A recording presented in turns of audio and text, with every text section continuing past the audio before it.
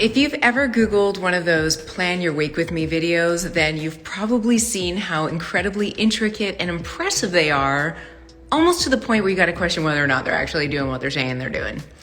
Today, I'm showing you how I plan my week in the laziest ADHD friendly way possible. In case we haven't met each other before, my name is Karen McGill. I'm an ADHD coach and I'm a huge fan of all things simple, lazy, and ADHD friendly. So let's jump on my computer and I'll show you how I get this done. All right, so we're gonna start the weekly planning process in my Google Calendar because this is really where everything starts, and it gives me a good sense of my week and how much time I have. So just to show you around here, I have me time set up from 7 a.m. to 10 a.m. every single day. In that time, I wake up, I have my coffee, journal, meditate, and then I go downstairs and I work out.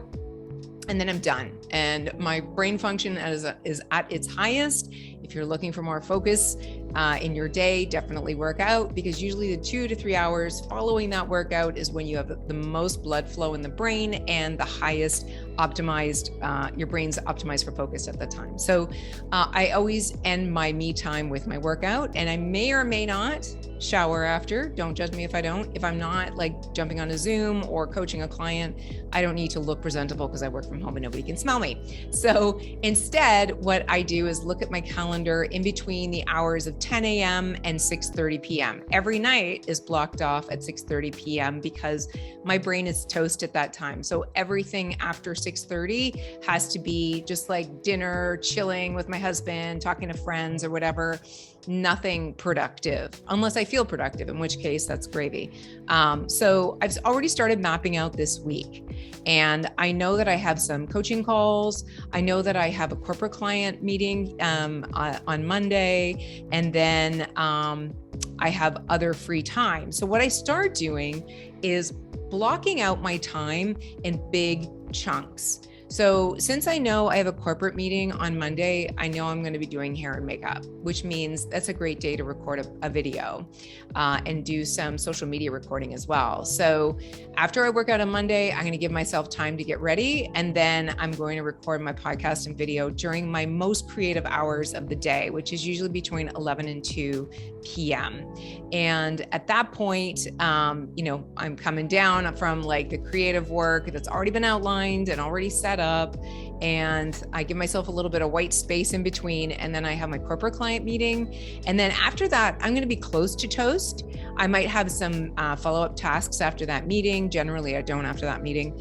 And then what I do is block off a big chunk of time for admin. So from 4:30 to 6:15, I'm going to be working on the tasks in my task list, my daily to-do list. And I might be able to do some during here too, but I like to block off more time than I need in the morning for recording, because technical issues can always like make things last longer. So that's all I'm going to plan for that day. And I know that on Monday, I've got about 2 solid-ish hours of admin task time.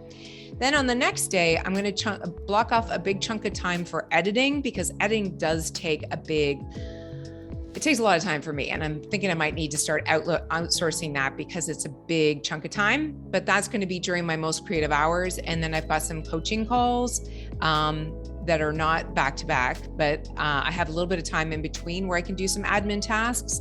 But I also like to give myself white space before and after my coaching calls, because I really like to be present for my clients, and that just helps me with that.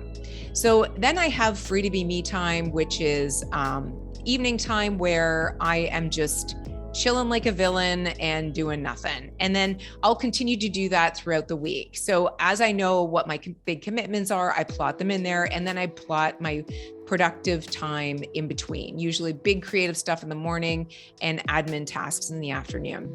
And that's all I need for my Google Calendar. Now, I usually do this with 2 screens. So this screen is going to stay up, but I'm going to move you over to my other screen so that you can come with me into my Notion for planning. So now here we are in my Notion, and the first thing you'll notice is that it is so cute. That is my 16-year-old Pomchi. And there's a picture of me, and I'm going to show you through this whole thing, but I'm actually going to do it from the bottom up. But the first thing I want to tell you is that my day starts and ends on this page. Everything is here. So when I'm doing my weekly planning, I am looking at my Google Calendar, which is on the other screen, and I start down here and I look at my pillars, which are just basically the big areas of focus in my life. And I've got some outcome goals. This is an idea I got from August Bradley, I think his name is. And I just, look at these and try to think about anything that's coming up that I might want to make a task out of, like thinking of house and home. And I know I want to get my veggie garden started this week. And for well-being, I know I want to do some yoga this week because I haven't done it in a few weeks. So these are my pillars, and I'll just kind of look at these before I start my tasks. And then I'll go up to my goals, and these are my goals for, these are my goals for the year, but I like to actually organize it by month. So these are my goals for March. I think I've already found my therapist, so that's one I can probably tick off right away. But these other two, they're bigger than tasks, right? Like they're things that have a definitive end date or due date, and there's a lot of tasks within them. But I don't get into the detailed nitty-gritty of the tasks within the goals. I just have these cards right there as sort of a visual prompt. The other bigger piece, there's two more bigger pieces before I get into tasks, but the big one is my content workflow. So I have a YouTube channel, a podcast, social media, and email. I have all kinds of things that are constantly running through my content management system. And the way I've learned to simplify and streamline this is to pick a theme for the week. So it's one topic that I address on my YouTube channel and on my podcast and in social media. And I make clips based on that material, and it just works really well for me. So this is Plan Your Week With Me is a video that I'm working on right now. If I were to click into this, you would see all the various different tasks associated with that.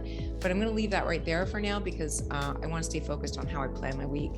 Then I'll take a quick review of my project to see if there's anything I want to move forward. There's definitely some things in here that I want to move forward this month, but I might not get to it this week. This I'm not going to get to this week, and this definitely I'm not going to get to this week. So the way I think of projects, and everybody's different, these are things that have a bunch of tasks in them, but there's no due date or deadline to them, right? So they're sort of ongoing. So for my bathroom redo, this is where I collect ideas for different tiles and pictures and inspiration. And for this, this is where, I'll if I'm doing research on how not to kill vegetables in your garden, I will link them in here. So that gives you an idea of how I use my projects. Now, the way I'm using my task calendar is changing. I used to put every single task in here. And as you'll see, there's not a lot in here yet because I haven't even started planning my week yet, but I don't put a ton of tasks in here because I'll show you why. To start a new task, you just simply click in any one of the days, and then you would write the task in here. And then I've got like a whole bunch of properties that, I like to fill out, but that's a lot for some tasks. Like, watering my flowers. I want to remember to do that every Sunday, or watering my houseplants. I don't need all this level of detail to remind myself to water my plants. So I've been using this less and less, but I do use it when I start planning out the tasks for my content workflow. Then I've got the habit tracker, and I do this every day. This is just what keeps me on track. I always, ask myself, did I plan the day? Did I journal? Did I meditate? Did I work out? Did I schedule tomorrow? And did I get 10,000 steps in? Check, check, double check. That's for today. And I love this because it just keeps me focused on what's most important.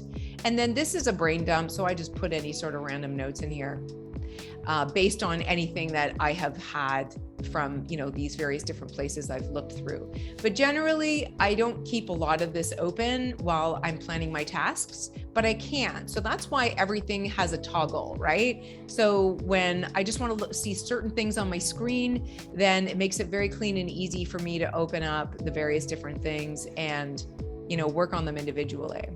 But the way I like to work on planning my week is that I open the toggle for Monday, Tuesday, Wednesday, Thursday, Friday, and then I do weekend because I try not to plan too much on the weekend. So the way I would do this, remember when we looked at my Google Calendar, we saw record a podcast. Well, this is actually a podcast and video. So I've got that on there. And this is a post from my other website that I want to update. That is something that will happen in the afternoon admin time. Creating a boilerplate will happen in the admin time. This is the client meeting that I know I have. And this is something that I think I can squeeze in, but it's like a not that important thing. And then, whatever doesn't get completed here, I just find this very easy to click, yes, I did it, or no, I didn't. I like the fact that the task stays here until I delete it, because then I get a running list of all the things I accomplished, which if you have ADHD, you need to see the stuff that you've done, because sometimes you forget how much you do and how productive you really are. And you just bag on yourself for not being more productive. Meanwhile, you've done a billion things. You just have a poor working memory, so you forget. So I like the fact that all of this is here. And I also like the fact that this is a very dynamic list. If I don't get time to figure out how to use the streaming software, I can just punt it to Tuesday. And, then it becomes a Tuesday task. Once Monday's done, I can delete all my tasks, or I can just roll up Monday. Usually by about Thursday, I will go back and delete Monday's tasks, because I'm starting to think about the following Monday. And whenever things come up in my mind that I think I might need to do the following Monday, there's room for me to put it there. So I just do that for every day of the week. And then tomorrow morning, which is Monday, when I come to sit down at my desk, I will not have all of these open. I'll have them closed. And all I will focus on is what's due today. And then if I need to peek at Tuesday, I will. If I need to negotiate, well, I might not be able to get this done, so I might punt it over, or no, Tuesday's too filled, so I can't do it, or I might peek at Wednesday. I don't have anything there yet. You get the idea. I find that this is super simple, fun, tactile, visual, and my Pomchi is here. So it just makes me happy to look at, and it's visually, aesthetically pleasing. So this is how I set up my week and I plan it out. Once all of my tasks for this week are here, I will then kind of look back and forth between the two screens, looking at my Google Calendar and my tasks for the week, and just ask myself, is this reasonable? Like, if I only have 2 hours a day for admin, do I have enough time, or will things get punted to the weekend? Usually I try not to plan too much for Friday, because Friday is sort of like my catch-all day if to-dos keep getting punted through the week. And then once that's all done, you're gonna think this is overkill, but I need to do this for my ADHD. I write it all down in a paper planner. That's actually my paper planner right there. And this is just pictures, really just my reminder to don't forget to put on your paper planner, Karen. And that's how it works. So I'll take all of these tasks and I will write them down again. That not only helps me implant it in my brain again, but once I start checking off all those things, I get the double dopamine dip of crossing it off paper-wise and checking it off on my computer. Also, I'm not always looking at my Notion screen, but my planner is always on my desk. So I'm always looking at it. So it's good for quick reference.